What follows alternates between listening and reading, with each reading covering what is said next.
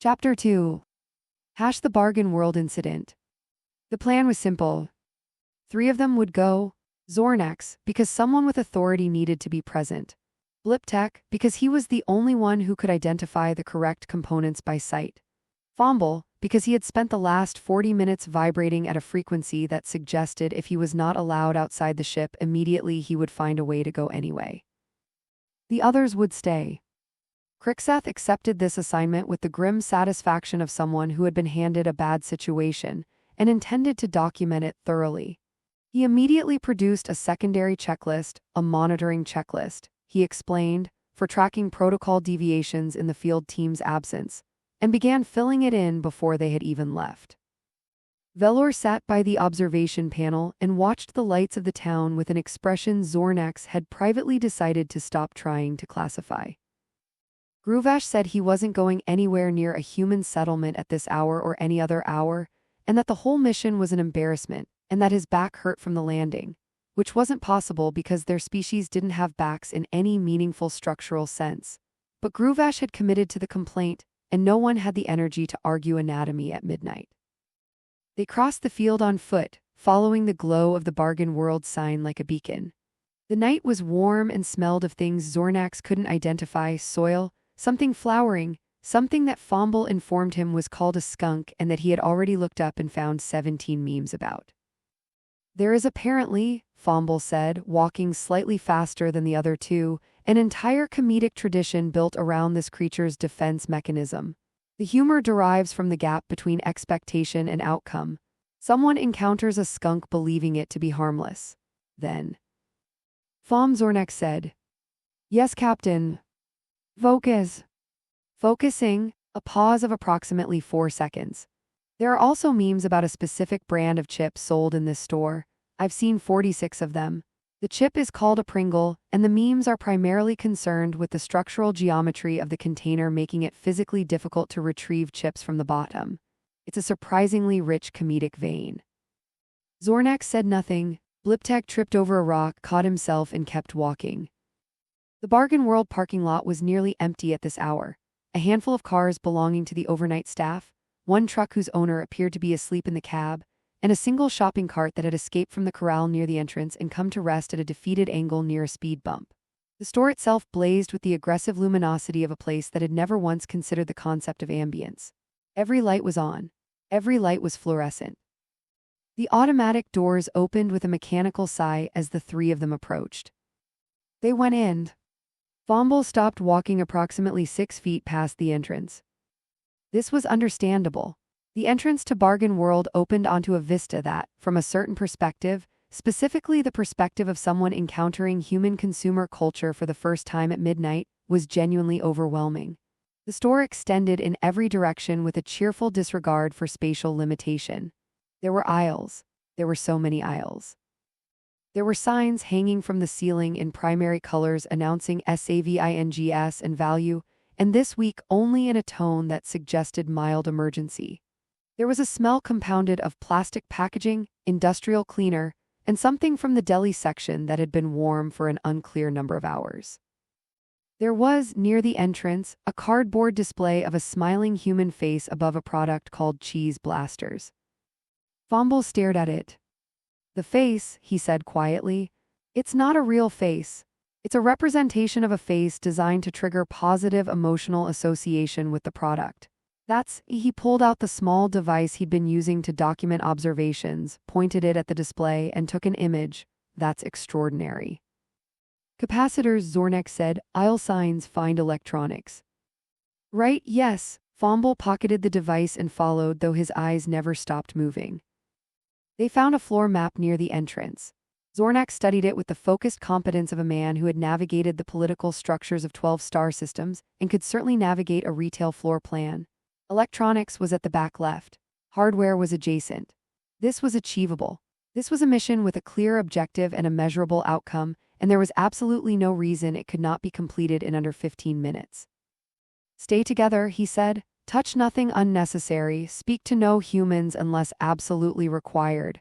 We find the components, we pay with the currency we converted, we leave." "How do we pay?" Bliptech asked. "There are checkout stations. I reviewed the process. You place items on a surface, a human scans them, you exchange currency. What if there's no human? I saw something called a self-checkout in my research. Then we use that. My research also indicated that the self-checkout machines experience frequent errors and that humans find them extremely frustrating. Then we use the human. They stayed together for approximately 45 seconds before Fomble stopped at the end of an aisle containing what appeared to be an entire section dedicated to objects whose purpose Zornax could not immediately determine. Some of them had lights.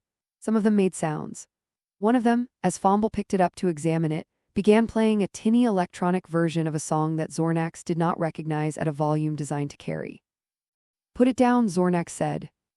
Fomble put it down. He took a photo first. The electronic section was, relative to the rest of Bargain World, a small and slightly melancholy place. A few rows of cables, adapters, cheap speakers, phone cases in protective plastic shells, and a wall of televisions all showing the same nature documentary about penguins with the sound off. Liptak went to work immediately, scanning the components with practiced efficiency, muttering to himself in their native language about gauge tolerances and capacitor ratings. Zornax stood at the end of the aisle and watched the store. There were 4 humans visible from this position.